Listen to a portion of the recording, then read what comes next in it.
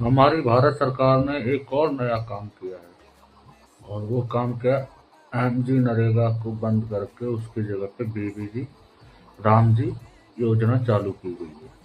इसके प्रावधान क्या है? 12 करोड़ के आसपास लोग पहले थे और अब ये संख्या बढ़कर कुल 25 करोड़ के आसपास पहुंच गई है। इतने 25 करोड़ लोग इस पर आश्रित हैं, इस रोजगार पर। और अब जब नाम चेंज किया है तो स्कीमें भी नई आई होंगी। तो चलिए स्कीमों पे भी बात करते हैं। अब नई स्कीमें क्या ऐड की हैं कि पहले 60 दिन तक रोजगार मजदूरों को कोई रोजगार नहीं मिलेगा। मतलब साल में 60 दिन तक आपको कोई रोजगार नहीं मिलेगा और मजदूरों को कम कीमत पर काम कराया जाएगा। पहले ये रेशियो 90-10 का था, अब ये रेशियो 60-40 का हो गया।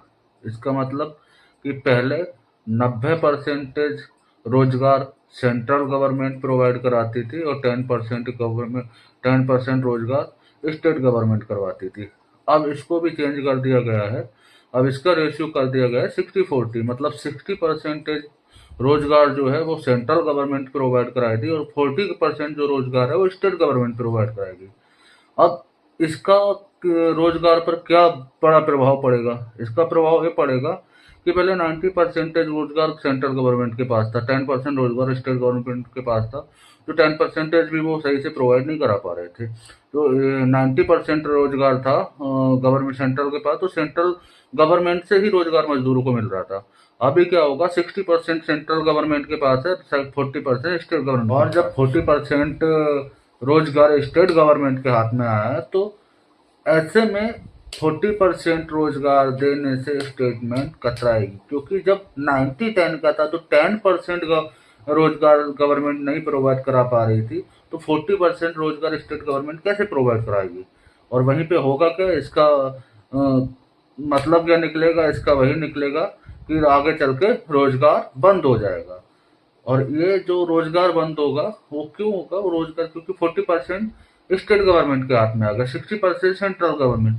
सेंट्रल गवर्नमेंट क्या कहेगी, भाई चलो हमारा 60% था, हमने आपको दे दिया, अब हो गया हमारा।